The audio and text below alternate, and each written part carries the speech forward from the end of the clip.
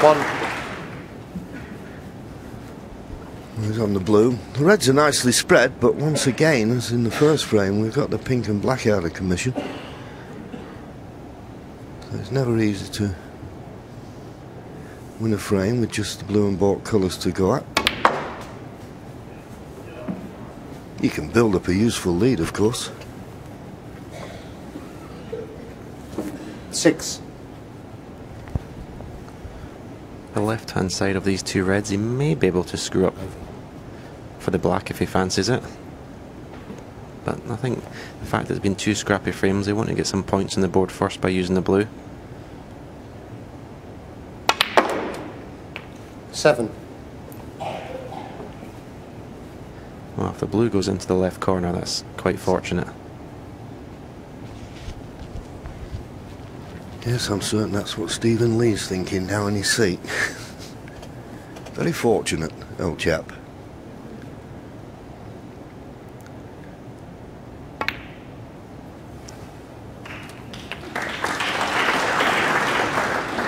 Well, he's not made the best job of that. I mean, 12. I think this red goes to the left middle, but depends on the potting angle. He's getting down pretty quick, so can he get through for the blue? No, he's having 13. to leave himself a long blue. And he'll be slightly hampered. There's a couple of reds, well, there's one particularly near the left-hand cushion that will just make queuing slightly awkward. This isn't a certainty. Well, he made it look easy. Excellent pot.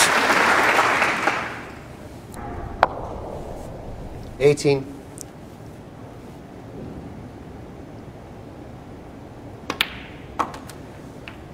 19.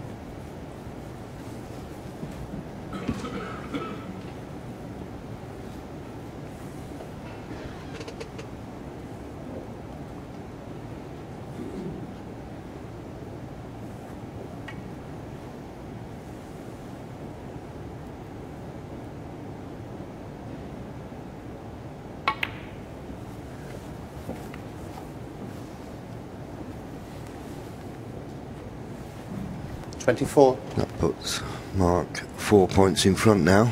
There's still a lot to do to win the frame at this visit. 25.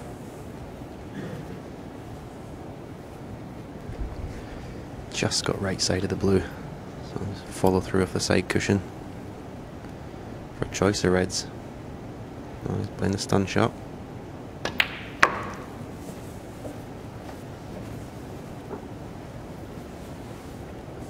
30.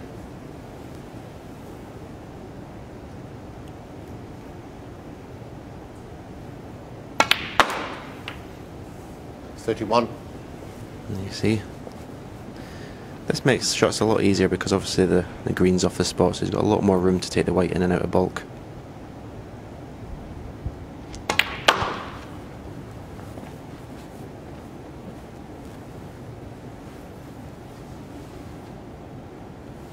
$36.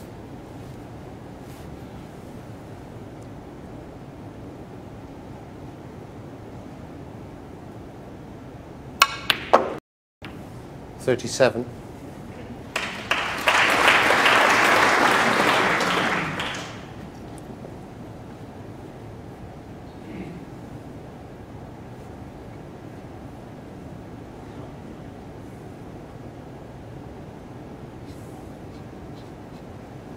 'There's two reds that are in easy possible positions. One closest to the corner and one sort of in the middle of the table. Well, he's decided to play this cannon. It could go wrong. 42. I don't know whether he got into that too much, but at that speed, it was a bit risky, wasn't it? That's exactly what I was going to say. Couldn't have been playing the cannon, playing it that slowly. So, as you said, he's got two low in the white ball. I presume he was just playing for cushion by choice of two reds. That was a great shot.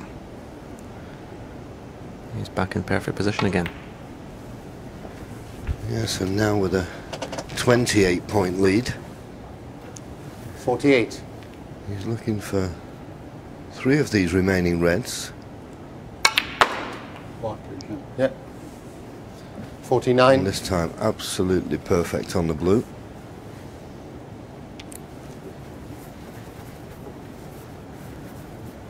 And Stephen, nothing he can do. Just got to sit there. He was sat in his chair a few times and thought he was coming back to the table, but by good luck or good play, he's been kept in his seat. Doesn't want to be too straight on this red though. 54. 34 points the lead, but still 59 remaining. And he's straight enough. And if he plays a deep screw, he's got to be careful he doesn't make contact with that red that's near his hand. Or the other one.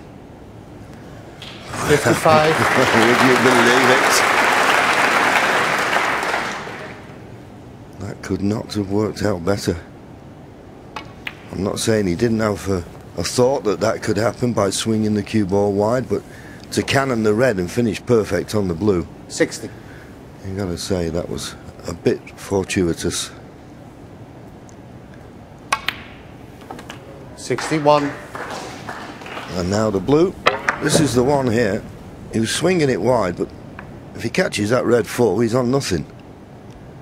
He caught it half ball, finished perfect on the blue, and now that blue's gone in. He's 46 points in front with 43 remaining. 66. And if he just rolls this red in and makes certain of it, I don't think Stephen Lee will bother coming back to the table.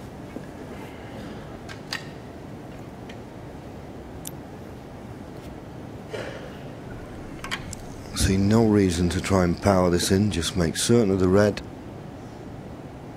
and clinch the frame. Well, even trying to do that. Well, but for snookers, it should be 2-0 to Mark Selby, the world #1.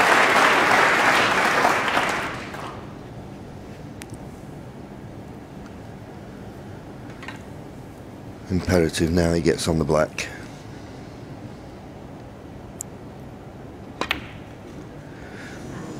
And he potted the red.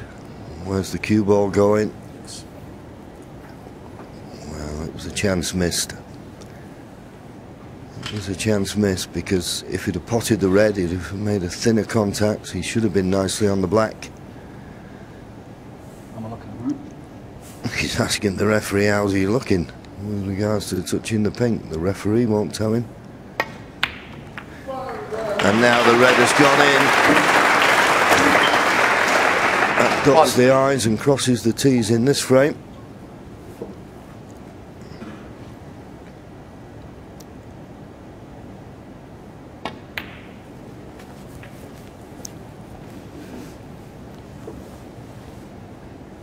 Six.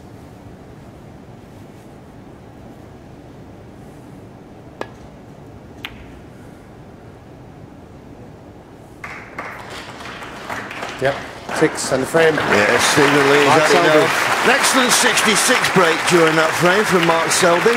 Need a little bit of run on the balls at times, but he now leads comfortably, you'd have to say, 2-0. And Mark Selby's dominance over Stephen Lee shows no sign of abating. In fact, he won frame 3 with a break of 57 and frame 4 with a century, the 8th of the tournament so far.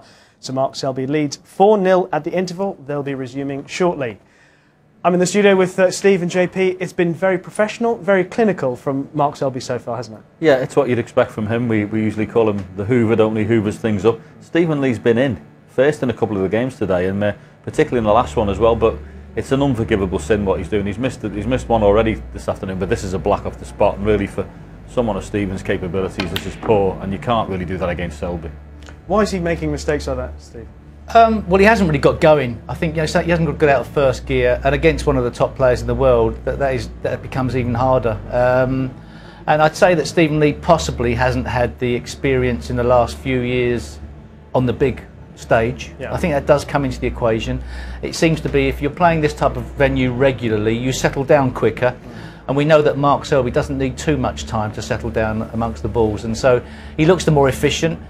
What we've seen so far, it hasn't been absolutely devastating, but of course once you let the other guy off the hook, then 4-0 becomes an obvious result. Yeah. I also think that the previous record has a bin. It shouldn't do. It's Yeah. another day, and the ball's on the table all the same. But the fact he's had a couple of thumpings off him, Stephen, is not doing him any favours. Indeed, Mark Selby is totally dominating Stephen Lee at the moment, and as I said, they resume shortly.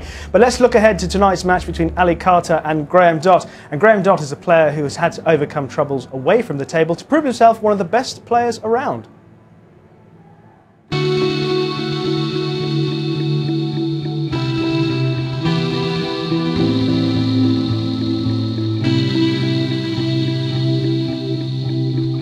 I've never really done that well in the UK and the Masters, two of the biggest tournaments. I do well in the world, but never seem to do well in them. If they moved the Masters to the Crucible, I might do a bit better, but it's not. So I'll just need to go there and just attack and see where it goes. Hopefully the ball's gone.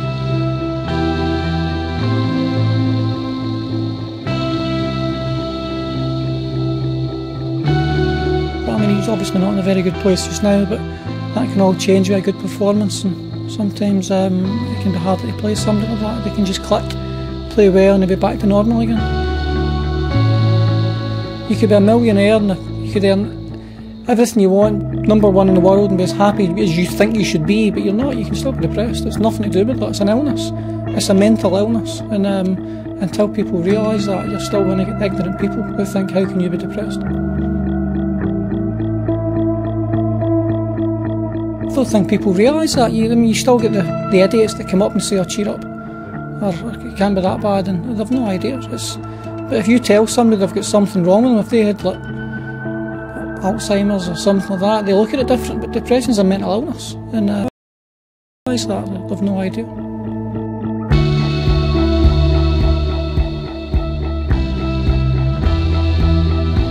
It's a hard sport we're playing in.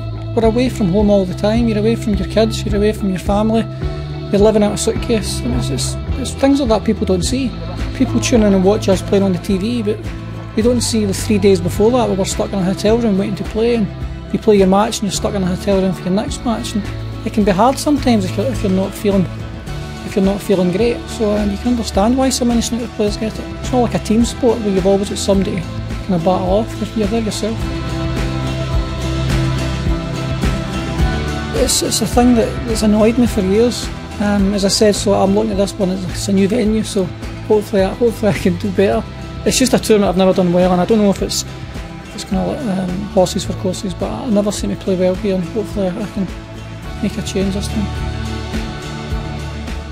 And Graham Dott against Ali Carter is available on the Red Button and online from 7 o'clock tonight. Highlights of that match with Hazel on BBC 2 at 11:20 p.m. But listening to what Graham Dott's been saying there, we're hearing a lot from players about the difficulties of travelling away from home. We heard from Ronnie O'Sullivan the other day when he came to the studio and he spoke to Hazel, Steve. He's saying how difficult it is to have a proper season on the snooker tour now and maintain a family life.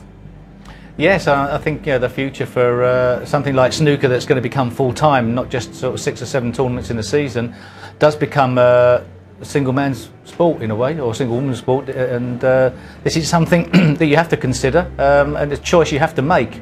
But yeah, there are times when you're on the road and not much is happening and you're just feeling a bit lonely or something. Yeah. The rewards are great though. When it all goes right and you're centre of attention, that can sometimes make up for it. And JP, we've talked about the difference between when you were at your peak in the early 90s and when family life became more important to you. Is it simply just priorities, or is it more to it than that? Well, everybody, as an individual, we're all different, aren't we? And I still think there's a little bit of leeway in the format the way it is, just to say have so many of your best results from so many tournaments, so that people can have a week off now and again, or a couple of tournaments off. Say take your best 12 results from 16 tournaments, whichever way you want to do it. So there might be a